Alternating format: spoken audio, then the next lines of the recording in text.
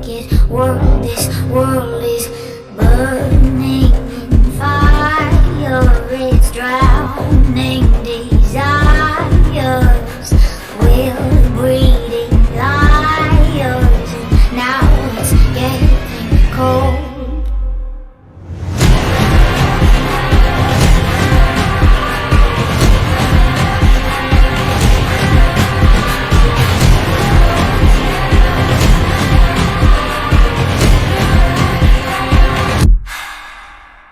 Thunder is rumbling, great walls are crumbling. Maybe we're stumbling into our darkest days. Where are the colors? We're left to wonder if one another are wicked in our ways. Ashes fall, run our crown, all for one for all.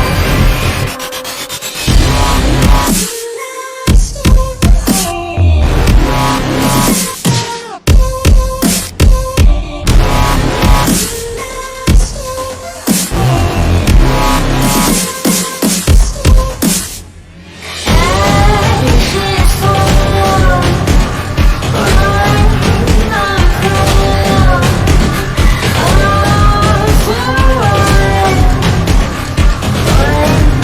for all.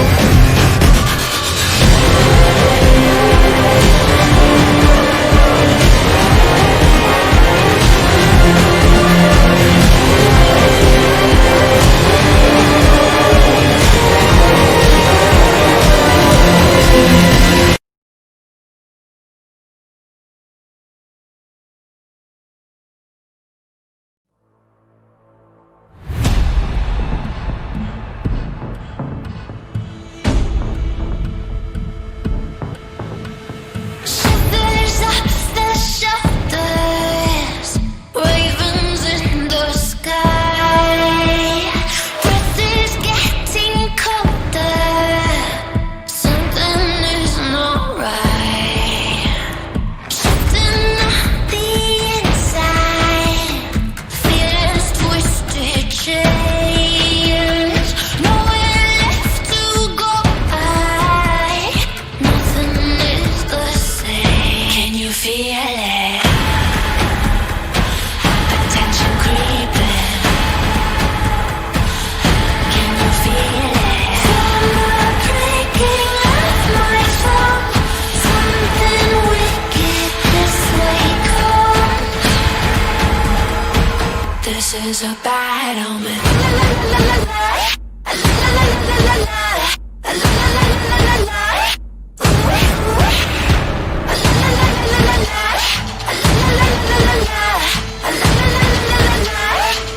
This is your last moment. This is a bad omen. Static in the silence, hairs upon my neck. Voices outside calling. Are they living? Are they dead? Can you feel it? Attention creeping. From the breaking of my soul, something wicked this way comes. This is a bad omen.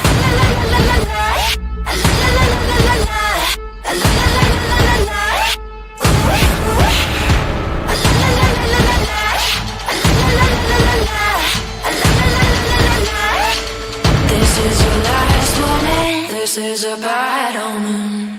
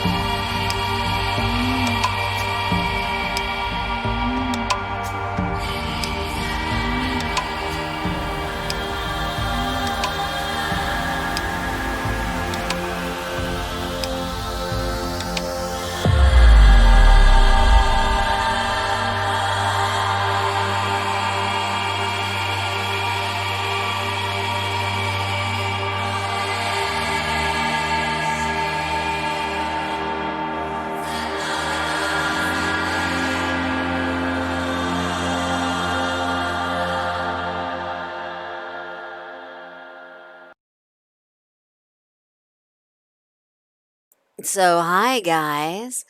Can you hear me? I want to make sure that you're able to hear my voice. How's the mic sound?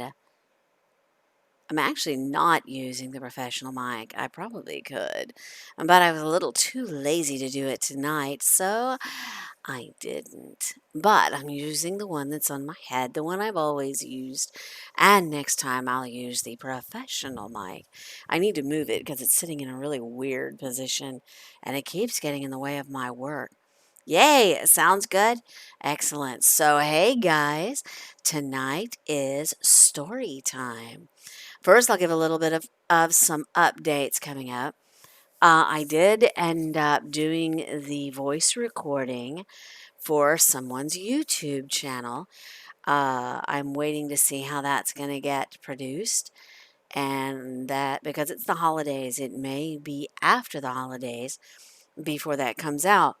The other thing that I have been offered an opportunity to do, and am seriously contemplating it, I'm kind of not sure. I'm a little bit nervous about the idea of it, but I've been offered to do live VTM on someone else's stream, the ones where they have the pictures of the characters, which means I'd have to actually go on camera in cosplay live or my voice, one of the two.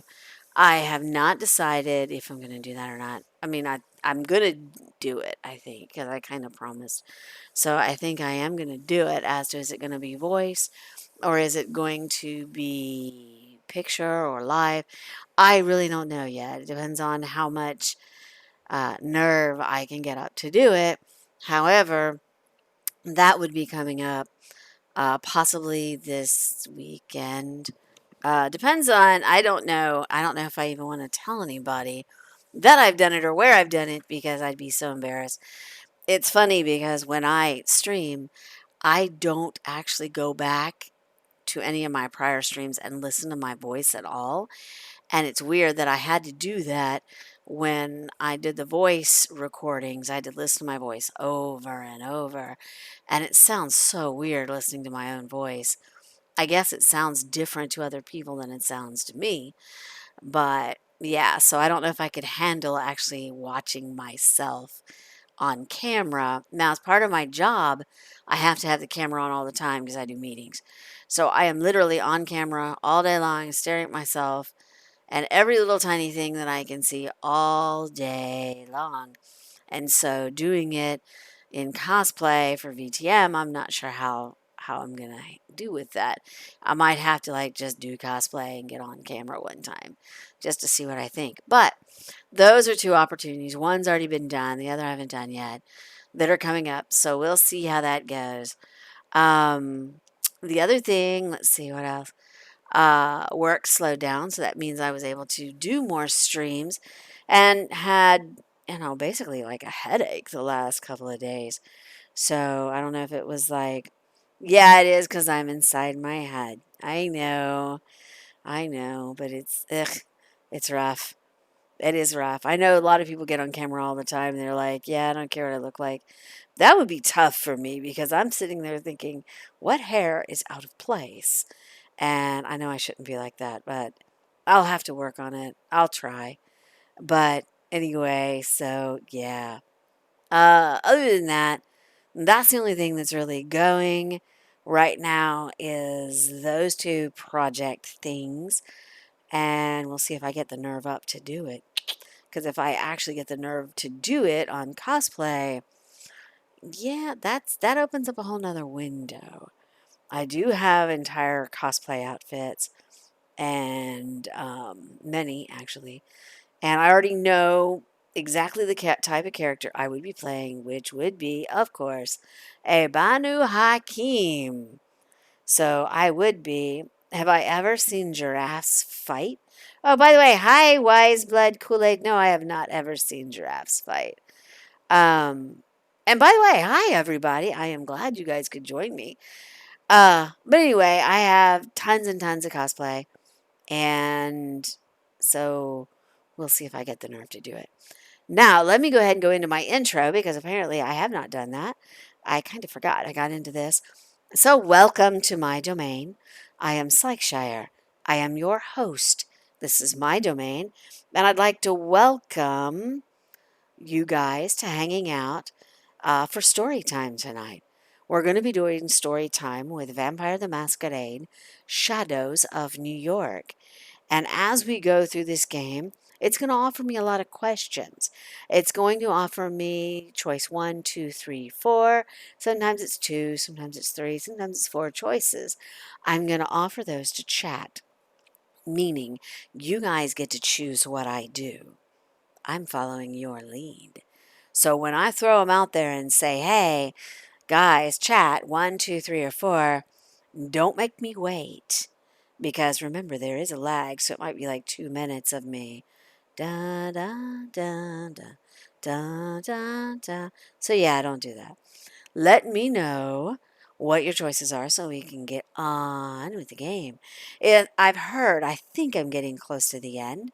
Not exactly sure, but I think that I am. So that is something we've got going. If you're interested in checking out some of the tiles or panels that are down below in my Twitch itself, please feel free to do so.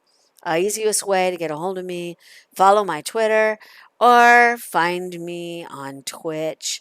I do have a YouTube account. I do have a Discord. There's a lot of different ways. If you want to ask me a question, please feel free to do so. I don't bite. That's a lie. I do, but very selectively. So feel free to go to either one of those. I also have been streaming randomly Beat Saber because I really do love Beat Saber, and I figured out how to get it on Twitch. Now it's kind of a rough thing, haha. It's kind of a rough thing where I'm learning how to do all the things that are required with Oculus and Twitch and all the little quirks involved. So we don't have the live chat set up in there yet. I'm working on that. But other than that, that's pretty much it. So you guys ready to do Shadows of New York? Are you guys ready for story time? If you are, then I can boot up the game. And make sure, like I said, you're part of my chat pack. Make sure that you join in any of the questions that we have. So if you are ready, grab your popcorn, buckle up, buttercup, because you're in for one hell of a ride.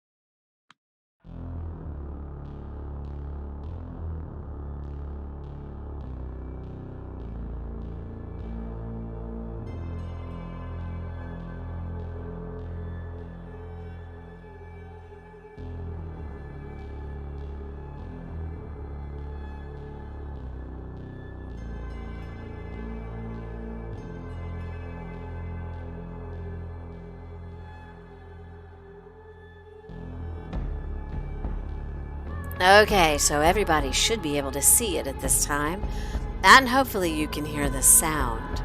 Basically, it was off a little bit because doing Beat Saber, it threw off my graphics, and it also had this game not pulling up. It had Beat Saber. So, loud and clear? Excellent. So let's play this game. Here we go. So we're going to load. We're at Julia Night 8. Last time we had a whole bunch of whack stuff going on. I try not to think of Dakota. I think of Kaiser. I think of Kadir. I think of Callahan. No matter what I think of, I sense doom. I feel that I've just sealed my fate, whatever it may be. Everything fucking sucks. Back into the void. Back into the void. Back into the void. So it looks like we have an option here, and then we're going to need to rest. So let's take a look at our option first before we rest, because they may provide more than one. An aristocratic taste. All this malaise spreading through the burrows is putting me in a weird mood. Seems like I can't outrun it. So maybe I'll intensify it instead. Smallpox Hospital, here I come. Now it says we need to rest. So we gotta do that. We have to push that button. We don't have a choice. But then we'll see what it comes up with when we wake.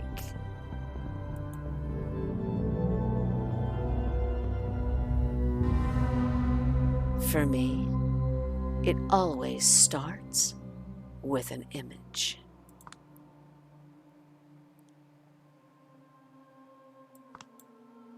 An image which might be vaguely eerie or interesting, but usually not an image that would provoke particularly strong feelings by itself. Usually, it hides a mystery. That much is correct. But that mystery doesn't exist without a text, or more specifically, a context. Context is everything. One way or another, you need to process what you're looking at. Maybe that context will be something you've heard or overheard. Maybe, although it's quite rare and pretty special, it will be your very own creative, captivating, complete interpretation. A ghost of an idea. Is this a half-forgotten memory of something unspeakably beautiful I will never, ever see again? Just a scene from a movie? A fragment of a music video? An animation? Or maybe this really is the last thing Callahan ever saw in his unlife?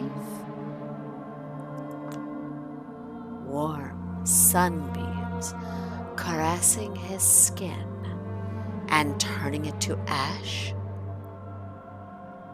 A giant ball of fire engulfing his body in flame from 93 million miles away? Was he terrified? Was he grateful? There's no will, no suicide note, no nothing. Instead, we can only count on what the local historians will write, presumably letting their biases shape the narrative one way or another. What am I looking at here? A horrible, laughable hall of mirrors. A creep whom I never, ever want to see again. A vampire much more despicable than myself. Or maybe someone who loved taking care of me and deserved to be cared for in return. Funny thing, whenever I was high as a kite, mentally lost in dimensions parallel to ours, she was my anchor. Our shared history, my feelings for her, were an anchor. Matthew McConaughey, returning to his estranged daughter from the other side of the cosmos, from beyond the event horizon, guided by nothing but love. Then, whenever I got back to planet Earth for a week or two, I was haunted by a memory of that affection. I was the best possible version of myself toward her. But that haunting always refused to transfigure into something real. Would gradually took its place were angry, disappointed thoughts, and among them one thought that I was always trying to suppress. I need someone who'd know how to raise me up spiritually. But all I have is a psychophant who's always working her ass off to lift me up without understanding what I need. It's hurting us both. Having these words pop up in my head hurt me because they had a ring of truth to them, but also because I knew there must be another narrative, a better narrative. I was just too stupid to find it. Story of my life. Story of my unlife. I still have no idea what I think about this city. I had my best city in the world phase. I had just a playground for wealthy fucktards phase. Now, I'm in a search of a better description. One day, I will stumble upon like a piece of writing or a prestigious TV show scene that will contain just that. And suddenly, I will look at this place with new eyes. Or maybe I won't. It's like the frustrations I had back at Lodestar. All these words constantly trailing behind reality, trapping you in useless mindsets instead of bringing enlightenment. Fuck all those flashy writers whose main concern is furthering their own brand. Douchebags who present you with limited, pathetic, depressing realities where they are kings. Fuck them all to hell. We need words that will paint a brighter future before our eyes. But what if that can't be done without reinterpreting the past first? What if we haven't even defined the ills and threats correctly? Once again, my thoughts return to the same visual that has been tormenting me for almost every waking moment of this past week. A senseless demise devoid of any context. A crime scene stripped of evidence. An image created by an unknown artist designed to leave you dumbfounded. The investigation is over. All the possible avenues explored. All the non-testimonies are in. No concrete evidence found. The play is almost complete. The actors ready to leave the stage. It is what it is. I failed as a detective, maybe through no fault of my own. But again, it is what it is. This case, this scene, this picture never needed an investigator. From what I understand, all the people in charge ever wanted was a talented writer.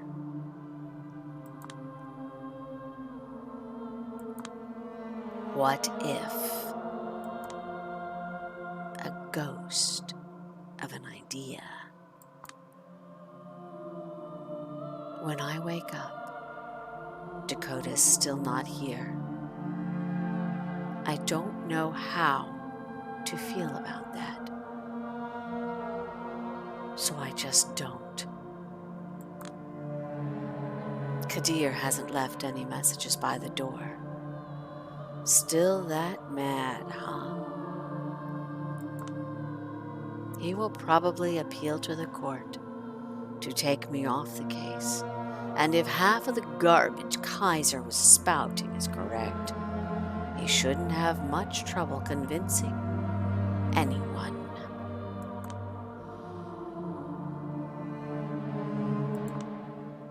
I look in the mirror and stare at my warped non-reflection.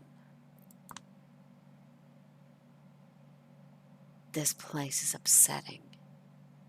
You need a change of scenery, girl. The depressing streets of a locked-down New York City will do. I think of God. Maybe that's why I half-consciously picked the cathedral as my destination. I think of the silver cross adorning my chest, an empty signifier. Whenever someone asks me why I wear it, they hear a different story. I think of these silhouettes that I keep spotting from the corner of my eye. No, I don't even want to imagine what that means. I feel what it means, and it makes me nauseous enough. I think of my clan, so closely tied to the Catholic Church.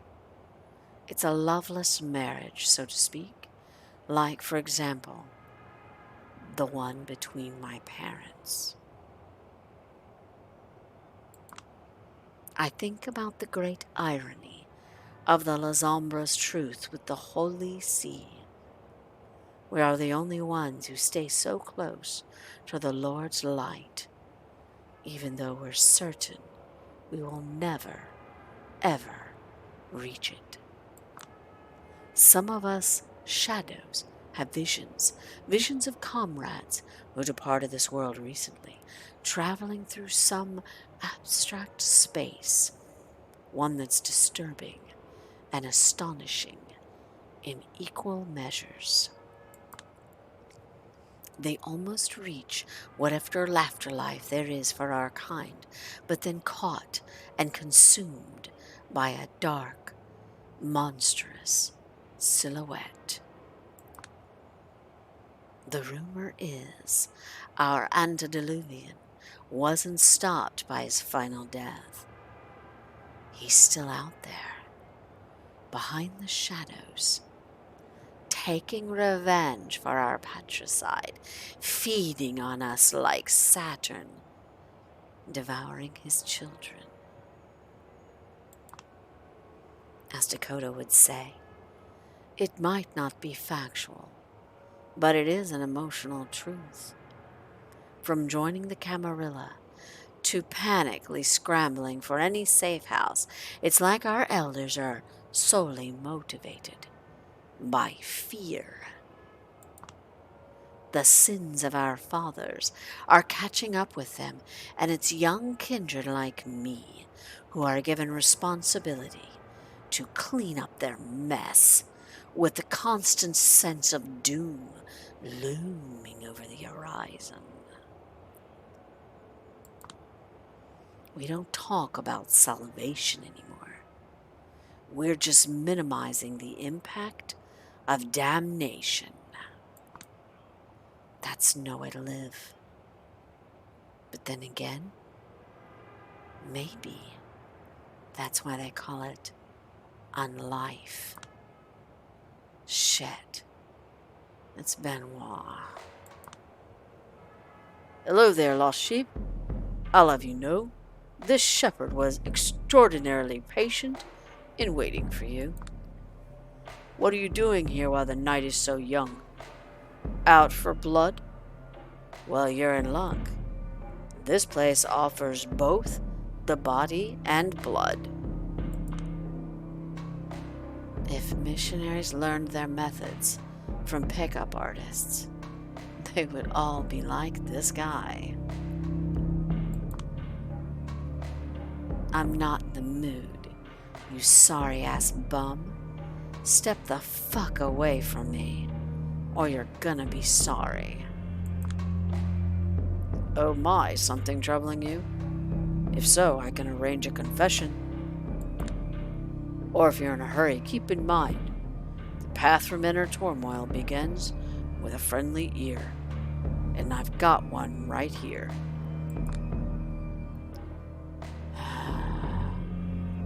Kurwa Jabana Tuja. You want me to fuck you up, don't you? Don't you? Julia, as you know by now, I always interpret this kind of response by preaching the divine as the devil stirring inside. Is that what it is, Julia? The liar and the father of lies got a hold on your soul? If so, give me a signal, even the smallest one. I'll do my best to spot it. Something swells up inside my chest. I recognize the feeling. Oh, the handbrake just broke, and I'm definitely not on level ground.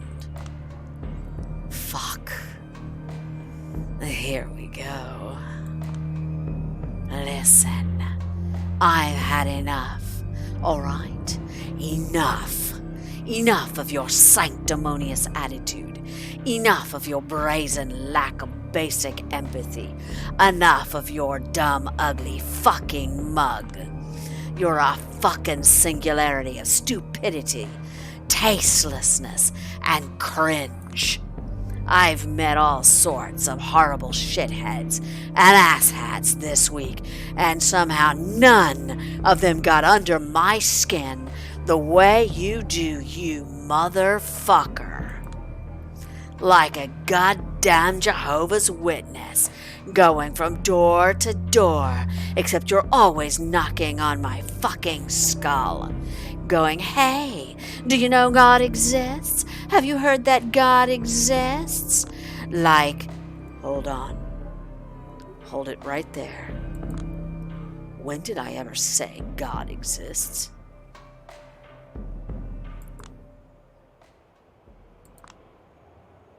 What? I said, what makes you think I believe God exists? Oh, now you're just fucking with me. No. I'm serious. Well, he sounds serious, at least. I'm actually speechless. I think there's been some sort of silly misunderstanding that desperately needs to be cleared up. I'm all ears. I sure hope so, Julia.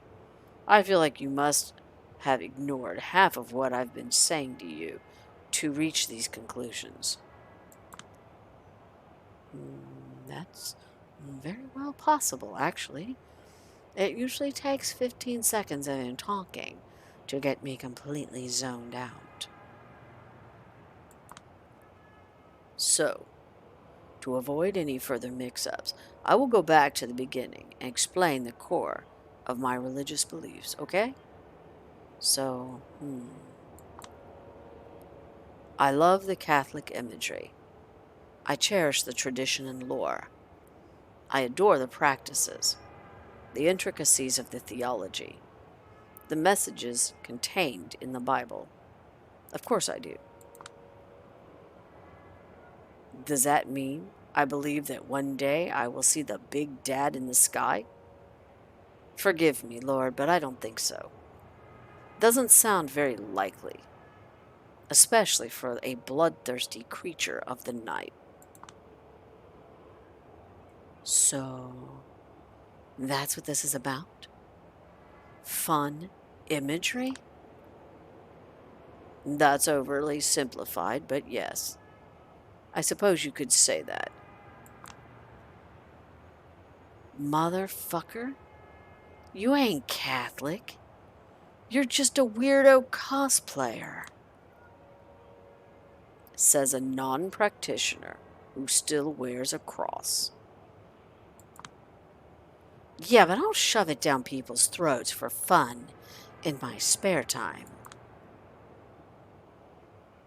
I'm simply trying to share the joys religion has brought to my own life with others. What joys?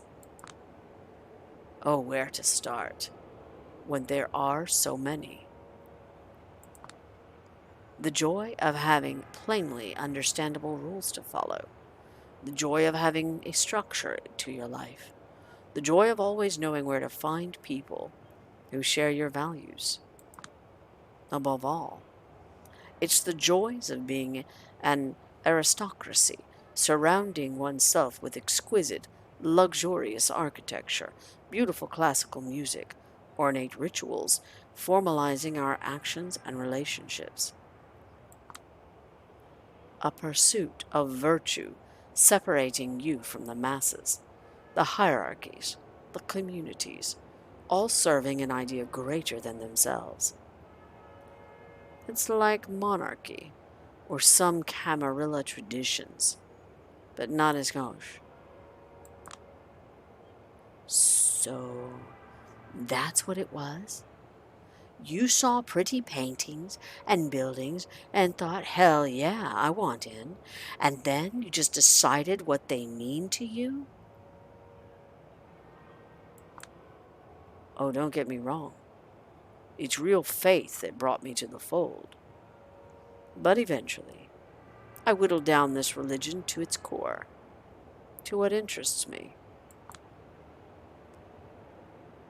Unbelievable. But don't think for a second I wasn't empathetic when I was trying to convert you. You are the embodiment of existential despair surrounding us, the one that people usually try to drown out with sex, drugs, work, Netflix, pick your poison, all of them temporary copes. Empty yourself, kill your ego, get a routine, join a community, ground your morality into something tangible, start perceiving yourself as part of something greater. All of it good advice by itself, but codified in an appealing otherworldly aesthetic, one that keeps the beast at bay, one you're almost fitting into the way you are. What's there to hate? Unbelievable. You're a goddamn lunatic. He looks to the sky. Father, forgive them. They know not what they do. Stop that. Your entire ideology is this aesthetics. You fucking loon. And how exactly do I differ from anyone else nowadays in this regard? Stop arguing semantics. No, you stop. Just look at yourself. A privileged burnout who refuses to invest herself in anything.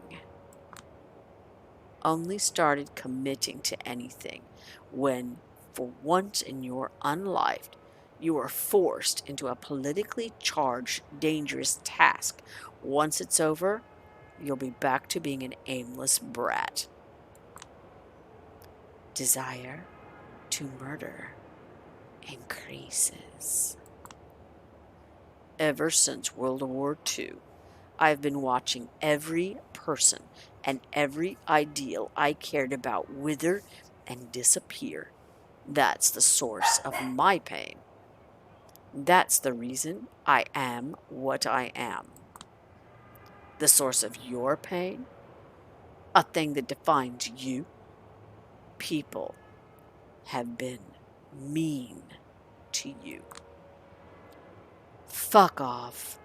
People in third world countries keep their heads high while suffering from every sort of horror, but you have a complete mental breakdown every time you remember you have mommy issues. Wow. Classy. Oh, don't act like you have the high ground here, you oblivious sadist. All I'm saying is everyone has a different framework, a different lens to view their suffering through. Yes. And if there's one thing abandoning your humanity should have shown you, is that kind frameworks are not enough. Petty vendettas, childish romances, pointless power struggles, the dumb gamble that chasing a successful career, mommy and daddy issues, sure, why not? Pain and pleasure dictate everything. Everyone wants something bigger than this. They want to escape from this drudgery. They want a psychedelia, but permanent. They want to stare at God's face, even if he does not exist. And you can show them how. Accept the cross you're wearing into your heart, Julia.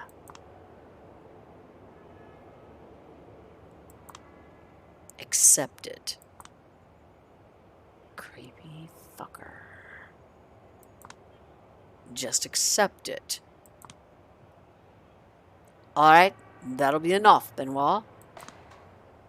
The mood changes in an instant. The sight of Father Leonard takes us both aback. Father, what are you doing here so early? You two are arguing so loudly I had to come out and check. Even if, with all the panic on TV these days, simply walking outside feels like marching into a war zone. Yeah, I'm sorry. You should be. I was willing to turn a blind eye to your quirks, because I believe you have your heart in the right place, mostly. But I'm very disappointed in the way you approach folks in need. Right now, Benoit Segal is displaying all the confidence of a scolded teacher's favorite. But I was just trying to guide her, to set her on the right path. I know, Benoit, I know. That's the problem. The secrecy is open. Please head there right now. We need to have a long talk. Get me some coffee, if you wish. But, Benoit? He slowly slinks away, looking defeated, deflated, debased. I burn the moment into my retinas, etch it on my soul, kind of hoping I'll never have to see him again, and this is how I'll remember him. Father Leonard watches him closely until he disappears from sight, then turns to me. I feel sorry for him. I keep hoping he might find some basic empathy through faith, but all I've done thus far is let him leave you at the end of your tether. Yeah, that's some faith he has. Are you okay with all the bullshit he's spouting? I don't exactly support it, but I don't reject it. It's like attrition and contrition, imperfect and perfect repentance, you know. One is focused on a relationship with God, the other selfish and focused on personal gain. But both of them work. Yeah, but doesn't this strike you as completely missing the point? A bit. But purely secular takes on Christ's teachings are nothing new. Pascal's wager is a boring example. But have you, by chance, read Bolklav's The Master and Margarita? Sure, back in Poland, every teen trying to look intellectual online loved to repeat that joke about the talking cat who swears he'd never pour vodka for a lady because women deserve pure alcohol. That's one takeaway from the novel, I suppose. I read it as a moving depiction of Christ, who's not a divine being, stripped of mythic qualities, but open for transcendence. Jesus and Satan understood as powerful forces battling within us. Would have to read it again. It's been too long. Sounds nice, though. I stretch lazily and take out another smoke. Leonard watches me closely before speaking up again. Julia? 4 hours from now, there's going to be a meeting in the asylum. The big finale of Celebrations of Power. Everyone will be there. But they were counting on you to not show up. The good sheriff plans to present the results of the investigation in your stead. It's a simple, cruel strategy. Might work, but begs to be countered with an outrageous tactic. Take it as you will. The game is about to end. Momentarily, I'm left dumbfounded. All I can muster is an eloquent, eh? Oh, don't ask me. I'm just the messenger. Who laid this message to you then? A good friend. A cautious friend. Wouldn't be able to tell you more than that, even if you forced me to. Well, shit.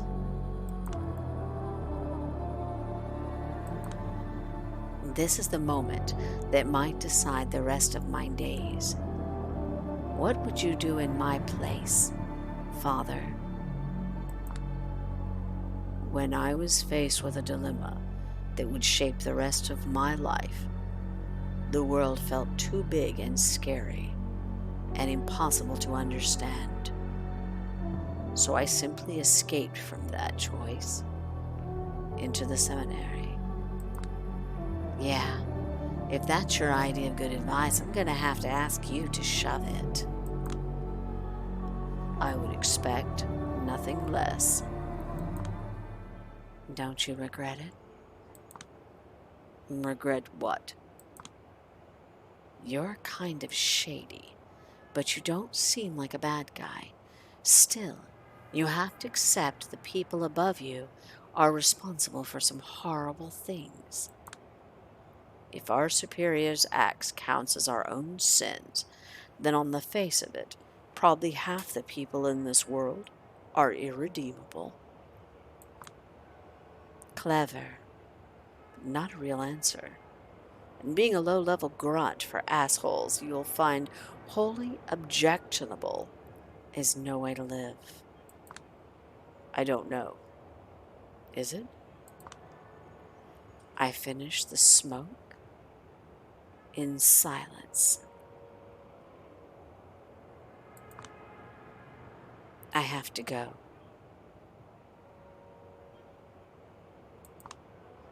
Don't know if and when we'll see each other again, but when that happens, I probably won't be the same old me. Of course. But before I leave to scold Benoit, let me say one more thing. Yeah, these are difficult times. My parishioners keep calling me. The things people are going through, they might never admit, but if this keeps up, it will cause horrifying invisible damage to this nation. A dreadful darkness is killing us all, little by little.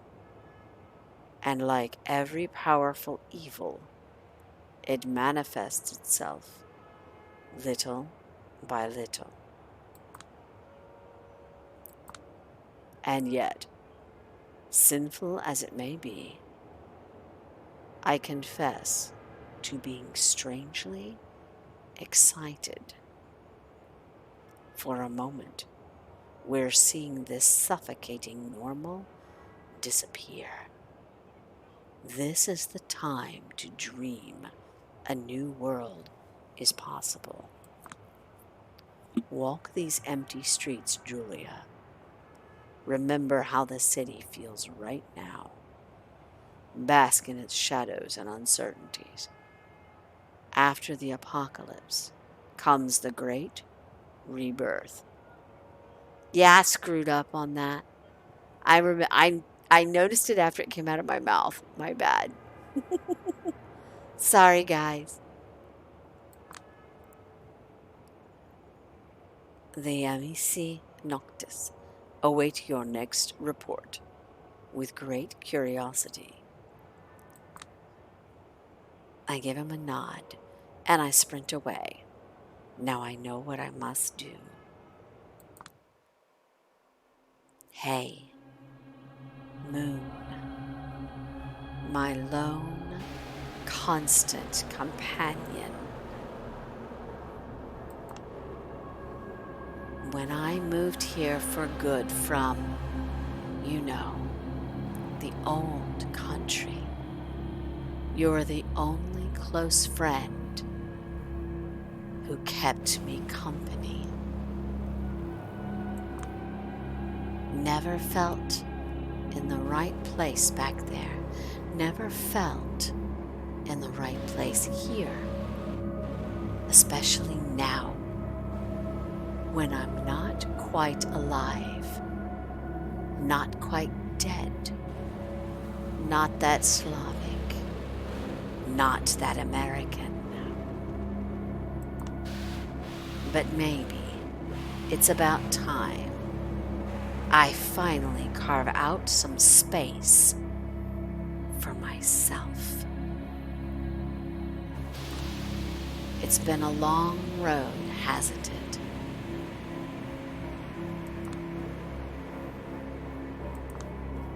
Wish me luck.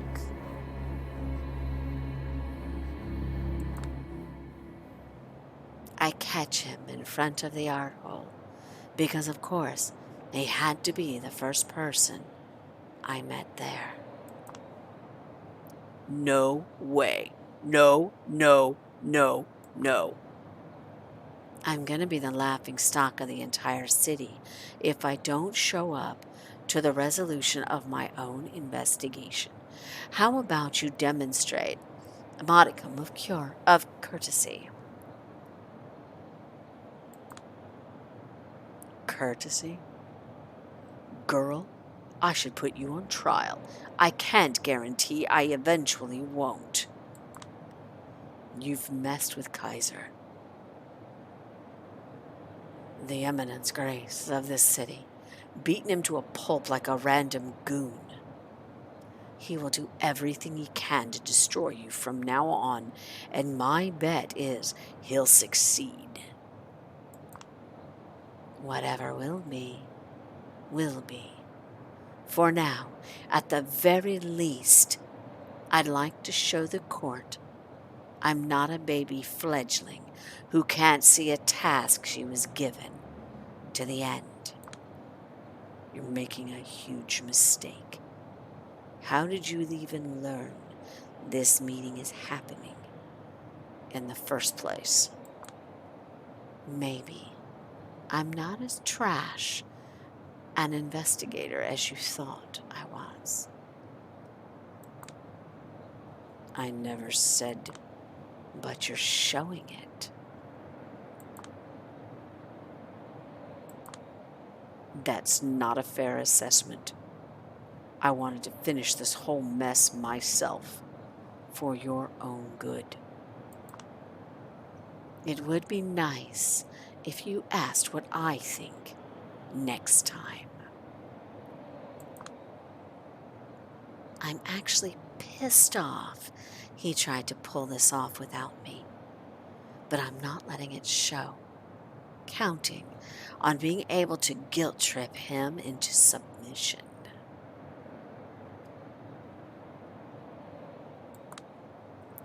His deep sigh of resignation proves that my tactic was successful.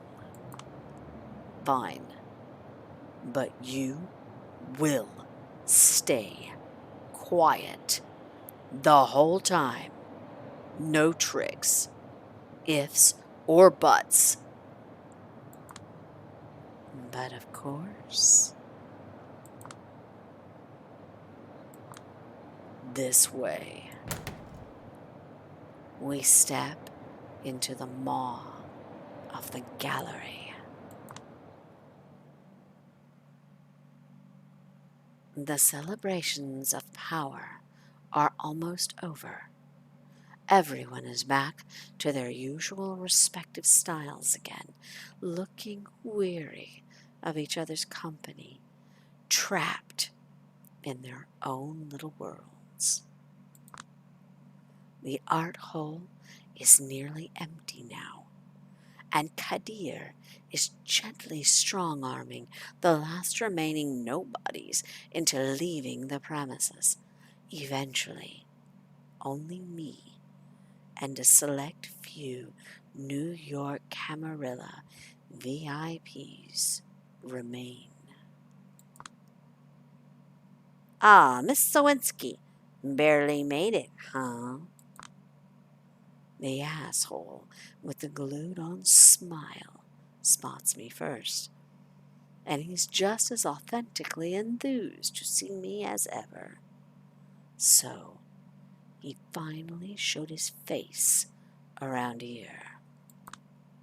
I wasn't sure if you'd join us tonight. Kadir made this meeting sound like a one-man show.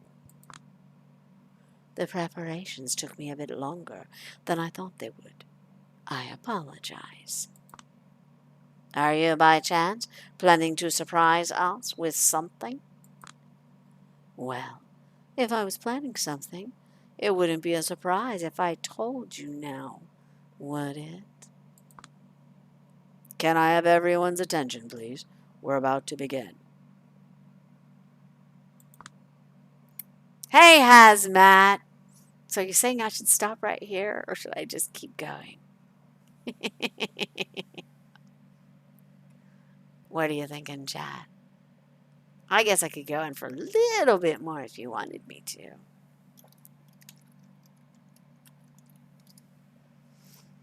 I guess I can. Everyone remaining in the building gathers around Kadir. Ah, exciting. Is everyone present? Present. And accounted for. My prince? Yes, before we begin, let me welcome an unusual guest to our fold. She gestures towards a corner, from behind which emerges a silhouette that would have never, ever appeared here under normal circumstances. Name's Torque. I'm the Baron of the Bronx. I was delegated here by my compatriots as an oversight authority. I'm here to observe the results of the investigation. Nothing more, nothing less. Let me stress this one last time. This is a one-time occurrence meant to alleviate the tensions in the city, not a symbol of mutual recognition, not in the slightest. I peek at Addison's face to get a feel for how a hard-line loyalist might grapple with this arrangement. His expression betrays no surprise, only at slight discomfort. If even he is fine with it, the prince must have been extremely convincing about the necessity of a temporary truce, or about some Machiavellian tactic she's got ready up her sleeve. Who knows? Of course, we might have reconcilable differences, but there are times they have to be temporarily put aside in order to quell unrest and open paths for constructive, meaningful change. If anyone would like to voice their concerns, the time is now. Torque, Arturo, and Manhart exchange glances. Normally, I'd consider it an innocent gesture.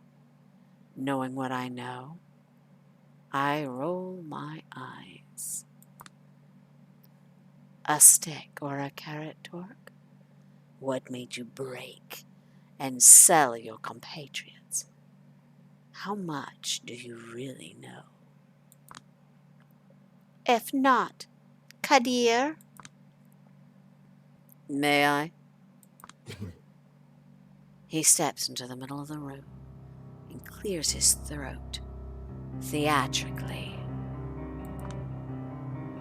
First, let me plainly state that the conclusion I'm going to present is by no means my own achievement. It is a result of a tireless investigation conducted by talented kindred I won't name here. A telling glance in Torque's direction serves as a succinct explanation for why he refuses to call them by their names. And of course, Julia Sowinski, whose ceaseless groundwork over the past few nights served as a foundation for the findings that are about to be revealed here. Thank you, Julia. It's not the first time he sets out to oversell my achievements. As the sheriff, my role here is mostly representative. I spent the last few days overseeing the celebrations in Elysium, making sure no harm would befall anyone present. Luckily, none did.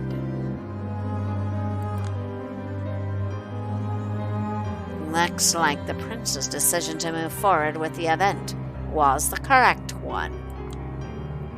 And for that, we should extend our thanks to Kadir. And let us not overlook our guest, to a degree. I managed to convince my key allies that diplomatic action is the only way forward in this case. No matter how wrong-headed the enemy can be, we still need avenues to negotiate and communicate. I'm curious how Tamika would react to him looking like a corporate bastard designing the future order, dismissing potential for change that lies in unrest. No wonder she dumped him.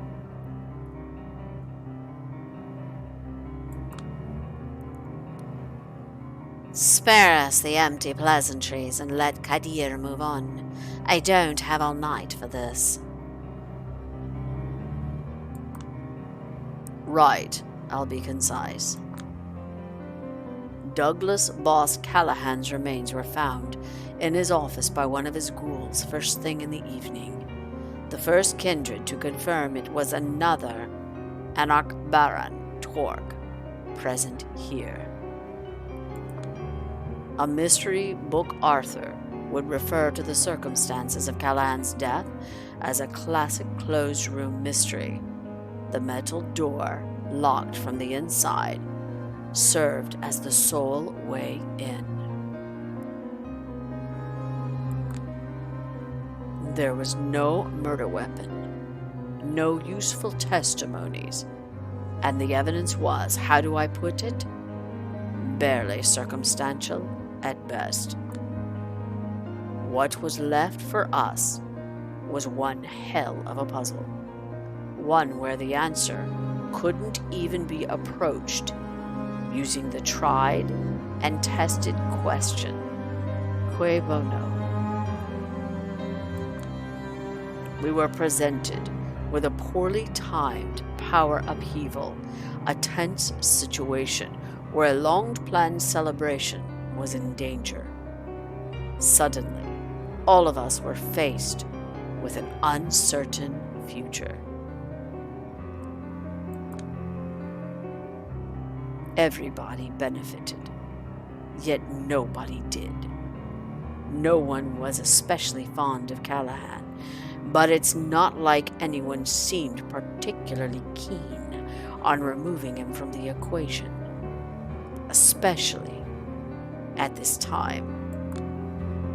For a moment, we were sure this was the beginning of an offensive on the part of the Camarilla. We started wondering just how violent our retaliation should be. And as for us, we were momentarily convinced that the Anarchs were plotting to blame us for their own internal power struggles. A tense situation resolved only thanks to skillful and swift diplomacy. I dare say yet another victory for our talented prince. Juliet made sure to examine all the contacts Callahan might have had in his last days in both sects. Her efforts were tireless and only rarely misguided. He just had to spit out at least one biting remark, didn't he? Well, he's probably just covering his ass.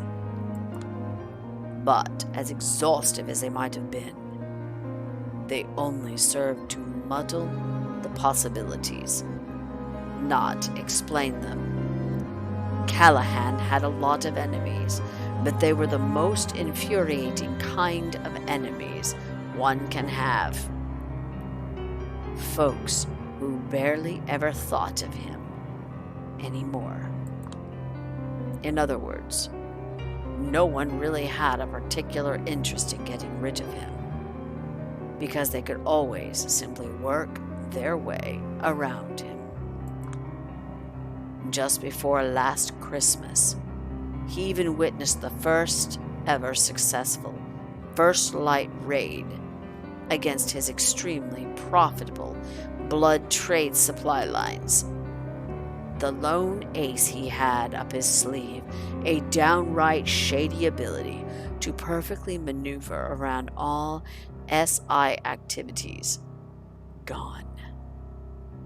Callahan's decline was apparent to all, and a domino effect made his empire slowly crumble. Up until recently, he'd done an admirable job keeping up with the times and getting away with murder, but suddenly, all of the prison spotlights were on him.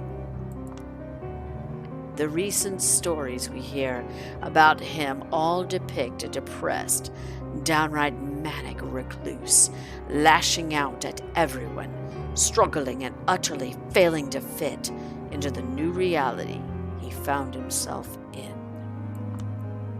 A closed room, no evidence of a struggle, a lack of strong whodunits, the corpse being found in the very early evening hours. The conclusion is simple. Callahan's final death was self-inflicted. Suicide, to put it in simple terms. Huh? Silence has filled the room. So, wow, that really is the angle they'll be pushing, isn't it? Let's hear it, Sheriff. I will explain. It was an independent detective who first set me on to this theory, only last night. There is no suicide note of any kind, of course, but the message our recently departed has sent might not have necessarily been a verbal one. The peculiar thing was the position of the body. It was like an arrow pointing us to notice something. It appears the last thing Callahan saw in his unlife was a portrait of one Lord Castlereagh, the second Marquis of Londonderry, which is coincidentally where Callahan was born. To most, he was a reviled traitor, a heartless suppressor of all dissent, the main threat against each rebellion the Irish have gone through, successful in all ways but those that mattered to his people. Some call him a tragic figure, holding together selfish allies against a common threat, always fighting for painful and unpopular compromises, ruined by overwork, sickness, and poor public speaking skills. Not hard to see why Douglas Callahan would empathize. Polite snickers. Indeed, especially when you realize that the sickness in his blood, his failures, his hatred from his own people, and a growing paranoia led him to commit a dramatic suicide within his own four walls. Ah, I see. The assumption is, instead of stabbing himself to death with a knife or pen, he decided to let the sun embrace him in its warmth. Castlereagh's face burning into his eyes. A poetic, final death. It's not a closure we might have wanted, but probably the best explanation of his motivation that we're going to get. Does everyone follow? A heavy silence fills the room. Nobody speaks up, except Prince Panhard. To me, it's all perfectly understandable, agreeable, and most importantly, it fits the man I've come to understand over the last 2 decades. Consentant murmurs resonate through the room. Agreed. And might I add, there were some irregularities in the handling of the crime scene, but the Anarch leader's findings suggest Callahan's resentful ghouls were to blame. Folks have been real happy to see him dead. It's all I'm saying, and they went overboard with the celebrations. They've all been interrogated, though. Yes, I have received all of the resulting intel, and it's done nothing to change my mind. Their depictions of Callahan's state of mind only serve to support the suicide theory. It is my suggestion that we announce these findings to our respective communities first thing tomorrow night. Sounds reasonable, and I think that concludes this meeting. I'll let the keeper of the Elysium do the honors. No time wasted, huh? All right. Does anyone have anything to add? Any questions to ask? Take your time.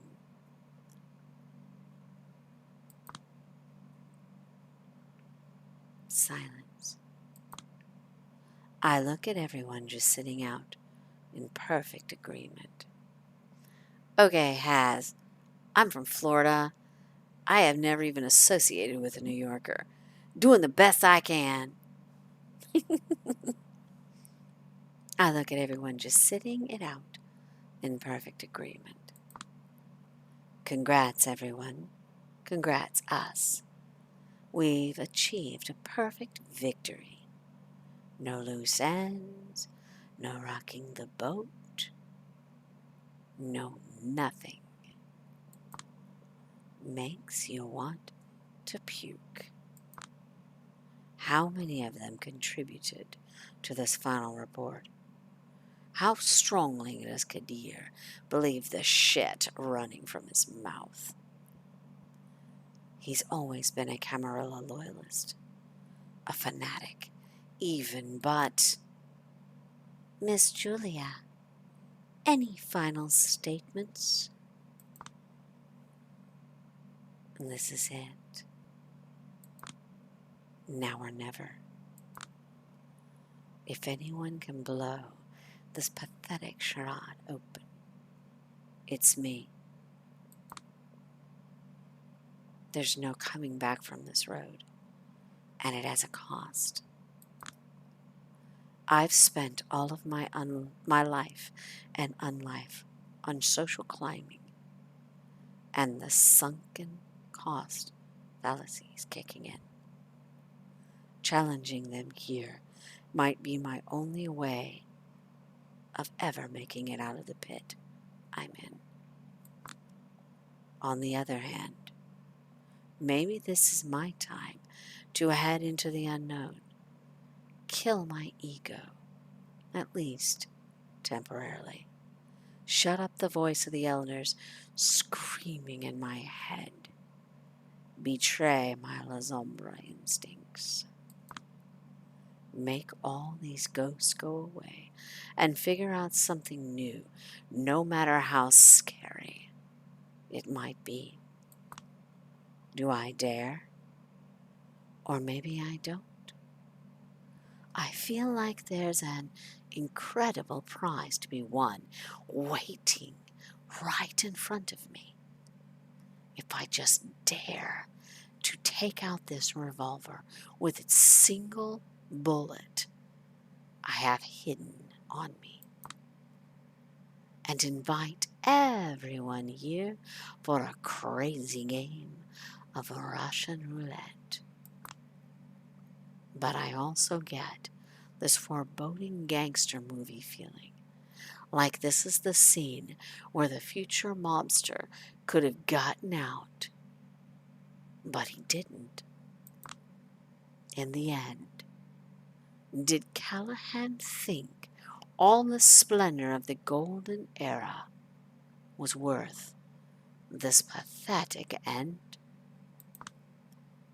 It's like there are two selves battling for dominance inside of me. One of them has to die. The other gets to live. Honestly, it's a flip of the coin. I reflect on all the kindred I've met, lessons I've learned, choices I've made over these past few nights to make a decision.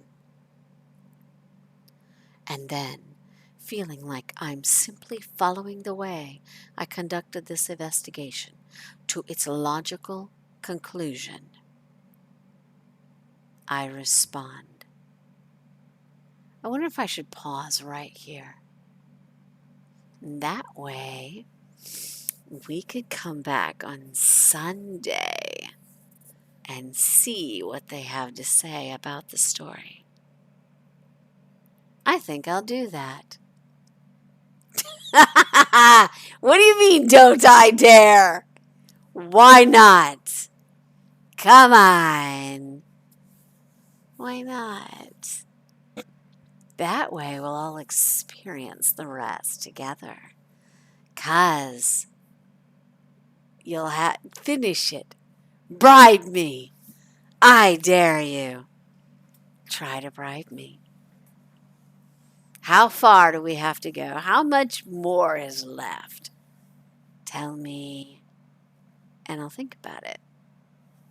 Yeah, see, I should keep you in suspense. Anything worthwhile is worth waiting for. Wouldn't you say? So, I am going to stop it right here, and I will see you guys on Sunday. How about that? So I will see you guys on Sunday at 11 p.m. And if truth is that there is 10 minutes left, then we'll end it. And then we'll talk about the next games we're going to play. So, I'll see you later, guys. Have a good night. Mwah. Bye.